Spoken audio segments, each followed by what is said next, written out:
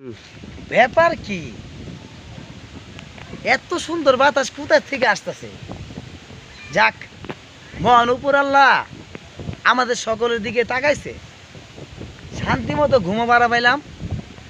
আর এই যে ঘরের থেকে বাইরে আসলাম, বাইরে এসে এত সুন্দর বাতাস পাইতেছি। মহান উপর আল্লাহ বাতাসগুলো আমাদের দিতেছে, কি শান্তি লাগতেছে। আর এত সুন্দর বনটা, এই এত সুন্দর বনটা আমরা পৃথিবীতেও অনেক জায়গায় দেখেছি, তাই না? কিন্তু তারপরেও না, এই খোলামেলা জায়গাগুলা দেখলে মনে অনেক শান্তি আসে। মনে চায় এখানে কিছু একটা বিছাইয়া শুয়ে পড়ি, শুয়ে আরও কি কয়েক ঘন্টা ঘুম পারি। কিন্তু আসলে আমরা মানুষ রূপী যারা আছি, এরা ঘুম পাইরে কিন্তু জীবনটারে কিছু কিছু মানুষ পার করে দিতেছে। যেমন ঘরে বসে থেকে থেকে অলসতা শোলে বেঁধে ভর কইরা জীবনটা পার করে দিতেছে। আর ধন সম্পদ যা আছে সব খায় শেষ করে লাইছে, তাই না? কিছু অলসতার কারণে আজকাল পৃথিবীতে কিছু কিছু মানুষের সমস্যা হয়ে গেছে। তো আমি সকলের জন্য দোয়া করি যে মহান উপর আল্লাহ যে মানুষের ভিতরে যে আলসাইমির যে শয়তানের যে ভাবটা, এটা যেন মহান উপর আল্লাহ তুলে লয়ে যা, তাহলে মানুষ অলসতা থেকে বাঁচবো, তাই না? এনকার মানুষ 40-50 বছর হইলে শরীর ছাইরা দেয় আলসাইমির কারণে।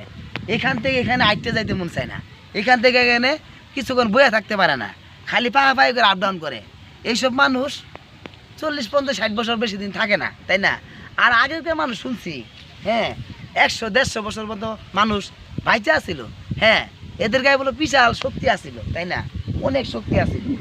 এখন দেখা যাইতেছে এই দুনিয়ার মাঝে এই যে এই শান্তি নিয়ে কথাটা বললাম, দেখুন আজকে হলো সকালবেলা আমি ঘুমোতে গইটা ঘর থেকে বেরোইছি।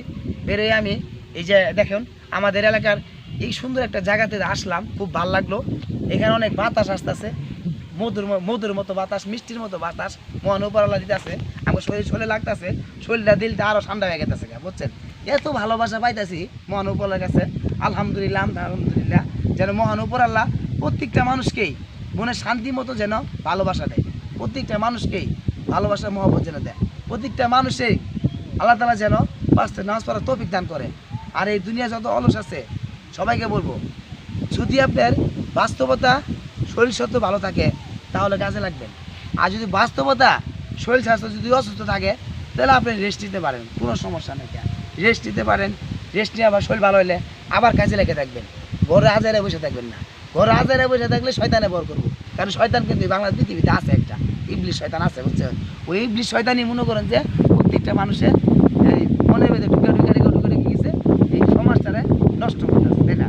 আর শয়তানের কোনো কথাবার্তা, শয়তানের কোনো কথাবার্তা, ঠিক আছে, আপনি সেটা শুনবেন না, সেটা আপনি কানেই নেবেন না। তাহলে দেখবেন কি আপনি নিজের জীবনটাকে না এই পৃথিবীতে না আর সুন্দর মতো গড়ে তুলতে পারবেন। এই বাতাসের মতো দেখুন, বাতাস কত সুন্দর, বাতাস দেখুন। এই গাছে দেখতেছেন প্রত্যেকটা গাছের পাতা নড়তেছে, এরকম এই বাতাসের মতো যেন আপনাদের মনটা হয়ে যায়, ঠিক আছে? যেমন এই বাতাসটা পাই আমরা, আমাদের মনটা শান্তি লাগতেছে, দিলটা শান্তি লাগতেছে না? মনে যেতে যেখানে ঘুমাই জায়গা, ঠিক আছে? দেখুন এই পৃথিবীতে যত দেশ আছে,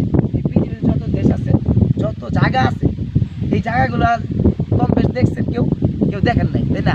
যারা দেখেন নাই তাদেরকে বলতেছি, আর যারা দেখতেছেন তাদেরকে বলতেছি, আর যারা আগে থেকেই জানেন তাদেরকে বলতেছি, সবাইকে বলতেছি, দেখুন সৌন্দর্য ভালোবাসা যদি ঘুরতে চান, এই প্রাকৃতিক ভালোবাসা উপভোগ করবেন।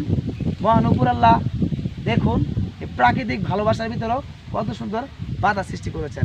আর এই দেখতে পাচ্ছেন ফুলামালা, কত সুন্দর একটা বন, দেখতে কত অপূর্ব একটা ডিজাইন, তাই না? এই ডিজাইনটা আপনি সৃষ্টি করছেন না, এই ডিজাইনটা আমি সৃষ্টি করছি না, এই ডিজাইনটা মহান উপর আল্লাহ সৃষ্টি করছে। তাহলে এত সুন্দর ডিজাইন আপনি কোথায় পাবেন বলেন? কোথায় পাবেন? পাইলেও আপনি দেখছেন কিন্তু সেটা উপভোগ করতে পারছেন না, সেটার প্রাকৃতিক ভালোবাসা আপনি নিতে পারছেন না। আর প্রাকৃতিক ভালোবাসা নিতে গেলে এই প্রাকৃতিক ভালোবাসা নিয়ে কী করতে হবে? দেখতে হবে। যেমন দেখেন আমি ঘুমোতে এসে এখানে আসছি, খুব সুন্দর বাতাস পাইতেছি, খুব ভালো লাগতেছে। 10 কথার এক কথা